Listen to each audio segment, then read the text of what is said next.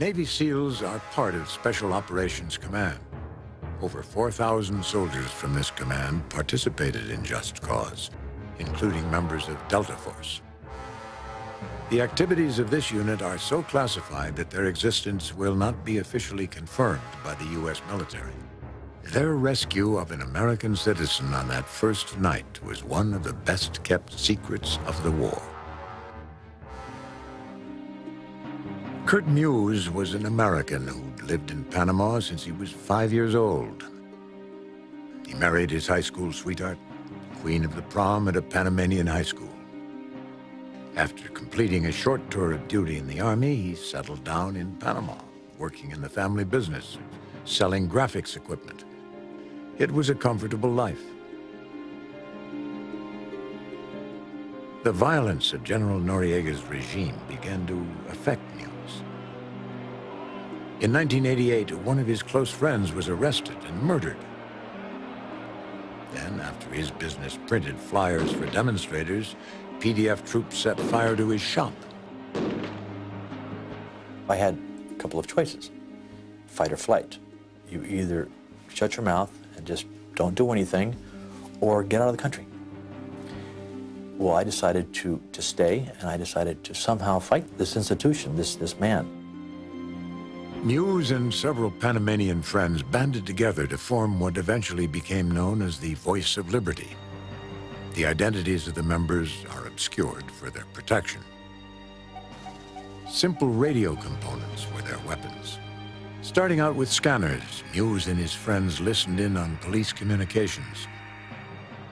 They issued fake orders to confuse the PDF.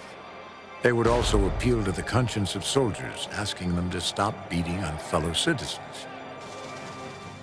By mid-1988, they decided to go one step further and make radio broadcasts. They smuggled in electronic parts from Miami to override the government radio frequencies. For their initial broadcast, Muse and his group chose the occasion of a Noriega speech to the nation. Muse recorded the broadcast to audio tape and set up their transmitter. And the announcer says, "And now we present to you General Manuel Antonio Noriega." And everybody starts cheering. And then at that very same moment, poof, we hit the transmit button. Atención, atención, pueblo panameño, atención.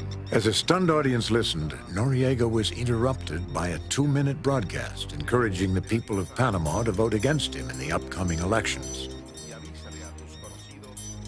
It was the most scary 2 minutes of my life.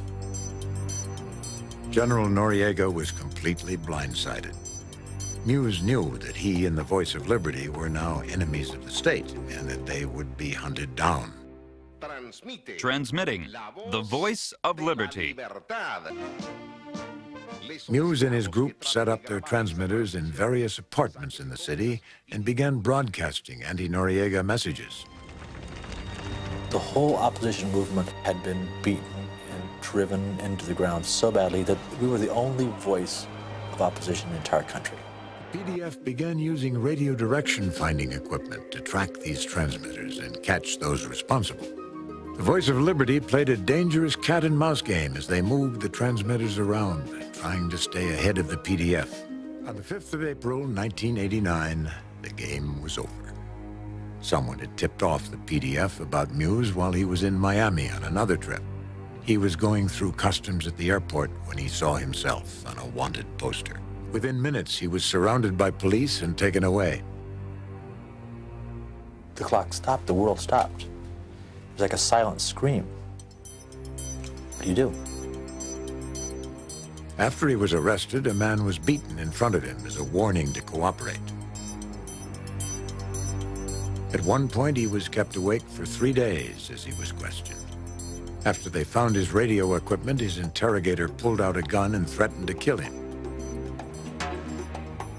Muse was placed in the Cárcel Modelo prison, which was located near the Comandancia. His cell was barely 8 by 12 feet. His bed, a foam mat. He was an eyewitness to scenes he still can't forget. Hundreds of people were brought to my prison. They were the demonstrators. There was a a young Panamanian, and he was hoisted up on the basketball hoop by his handcuffs and then beaten mercilessly. And he hung there just, screaming for his life. As tensions increased between Panama and the U.S., Noriega called Muse a hostage.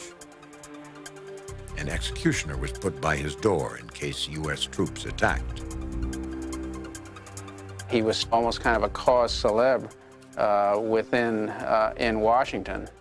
He became, in effect, an agency asset that had to be rescued. He was then, I guess, a classic candidate for a Delta Force operation, because that's what Delta Force does. Goes into very, very difficult places and rescues hostages or takes down terrorists. With the help of a model from the CIA, an exact replica of Modelo Prison was built in Florida. They conducted very, very detailed rehearsals of how they were going to enter into the prison before any of the guards had a chance to get to Kurt Muse and kill him. Delta Force even sent in their commandos ahead of time of the attack, dressed as civilians wearing Hawaiian shirts, and who wandered around the area where the prison was to scope it out. The bold rescue of Kurt Muse began just as the AC-130 Spectre gunship began firing on the commandancia next door. As I was laying down on the ground, bits and pieces of concrete were flying in from next door, which was clear across the street, into my cell. The helicopter carrying Muse's rescue team landed on the prison roof. Delta Force members blew open the door and made their way to Muse's cell, using a combination of stun grenades and pinpoint firing.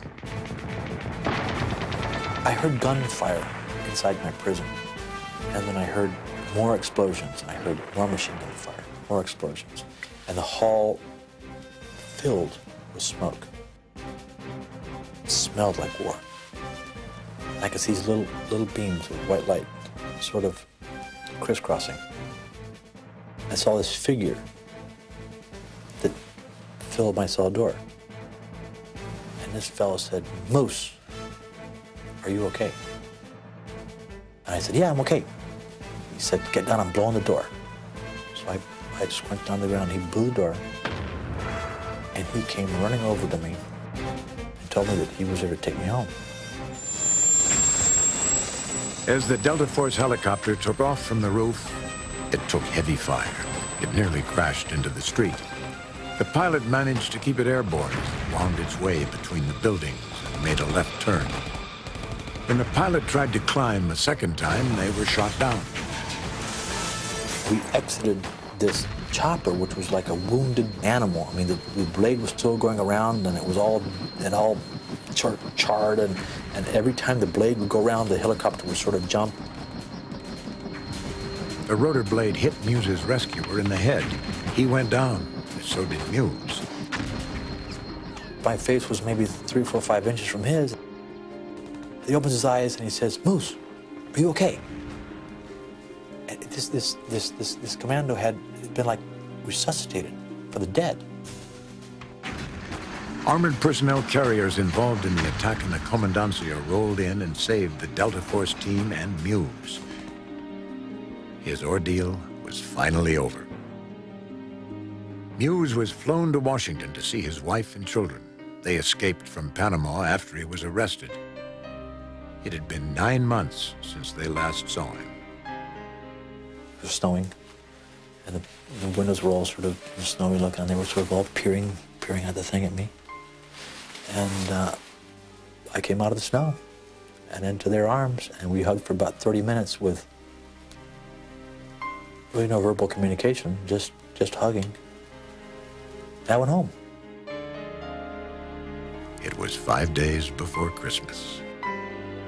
My wife had hung my stocking by the fireplace. So it was there. And it was the best Christmas of my life. Just as Delta Force freed Kurt Muse in the opening moments of Just Cause, they were involved in another operation. This was not a rescue. It was a manhunt for Muse's jailer.